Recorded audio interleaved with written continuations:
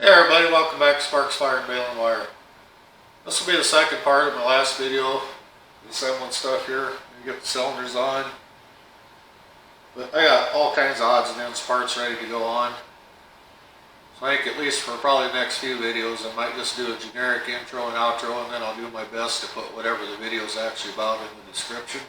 I'm just working with what I have ready right now. So we'll see how this goes. I'll get started. Well, brake pedal can go back on.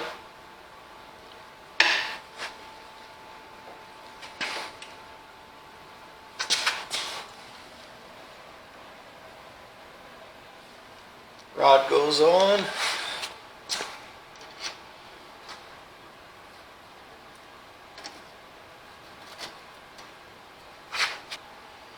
Last thing will be this return spring for the brake. One end hooks in the frame rail and the other one hooks to the rod.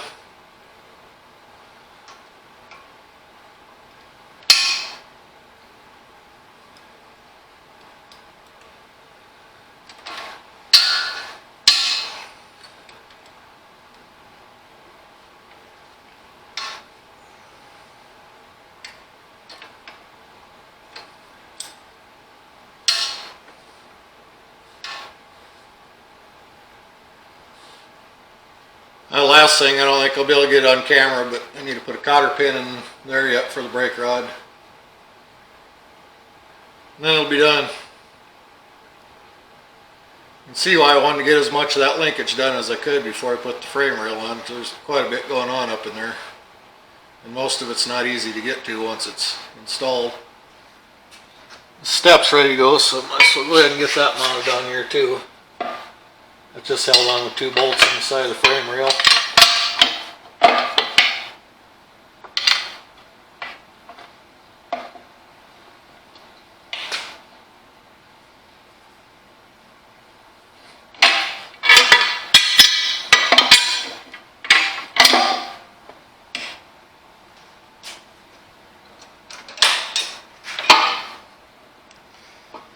Okay, there's that footrest installed. Parking brake on.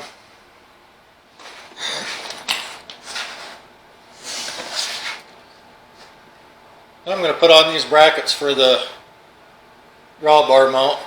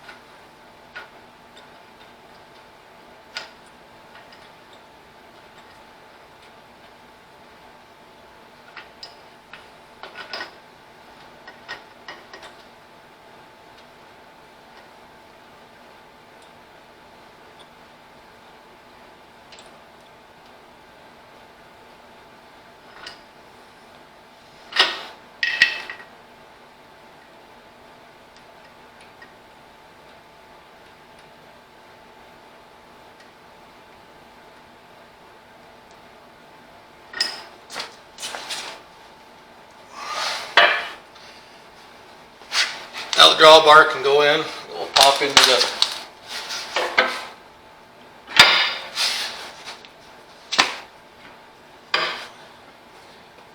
snap coupler.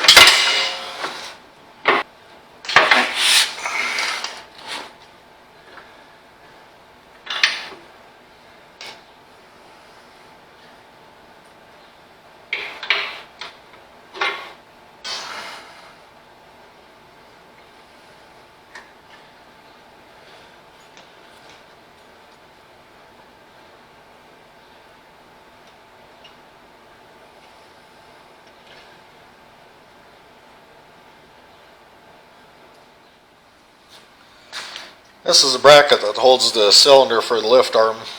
I should have put that on before the step. Wasn't even thinking about it at the time.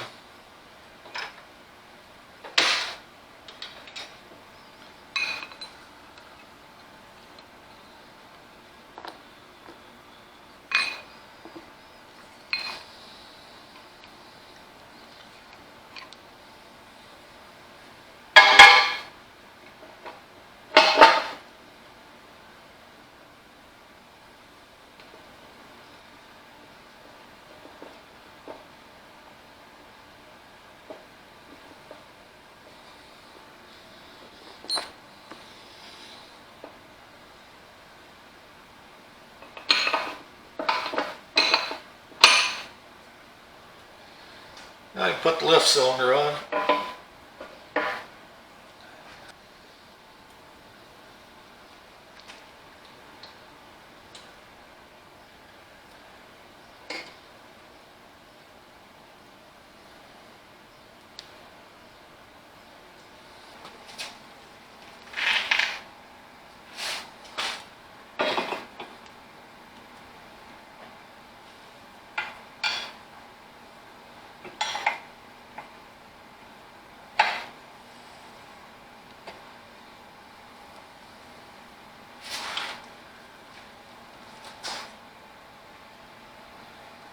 I don't know how much you could see of that on camera. I couldn't get down in there very well.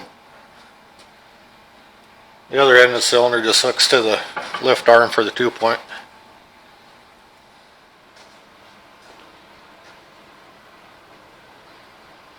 Put a little anti-seize around here where the starter goes in. Slid right out when I took it apart, which surprised me. I'm just going to put this on as a little added insurance. Starter just slides in this little notch here, the bolt goes in. That's what helps line it up and hold it in place.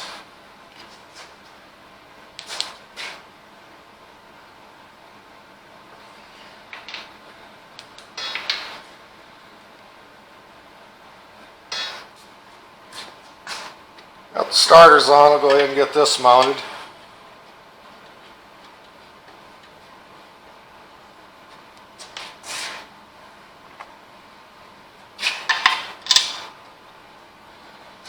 This bracket does several things. The choke linkage hooks on here.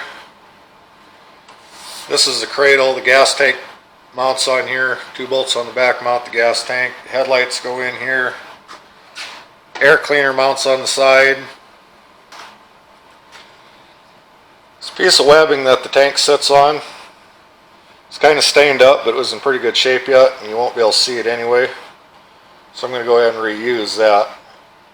There's more that goes between the tank and the hood that I need to replace and I don't have yet. Don't even have it ordered yet, actually. It'll be quite a while before I'm ready for that. I'll go ahead and get the tank set on here now.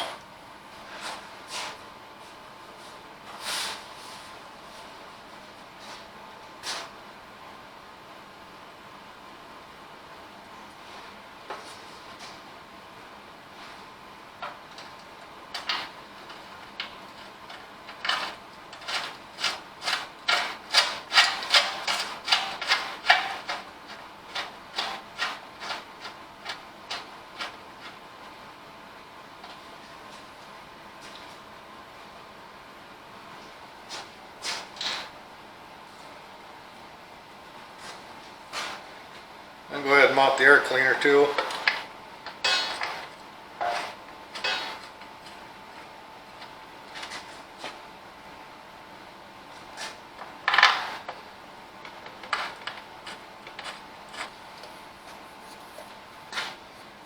Bowl for the air breather can go on next. This is what's known as an oil bath breather. You put oil in here, shows you where to fill it to. Then when the air comes down through the top, it hits that first and the oil supposedly catches the dirt. Then it goes up through a screen and into the carburetor. About any oil will work in here. I've even heard of guys putting used oil in it. I don't know if I'd do that, but I'll fill that up with oil and then I'll put it on here.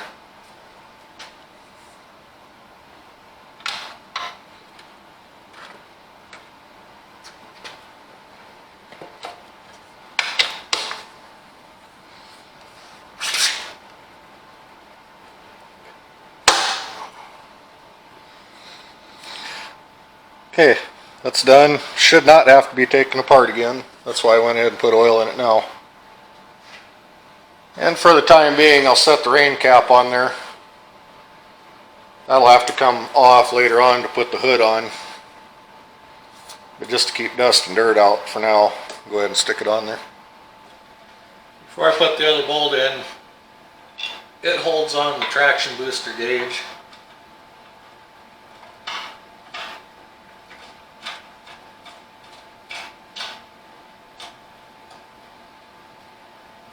Just mounts right up there, that way you can see the gauge from the operator seat. Now I can go ahead and install the line.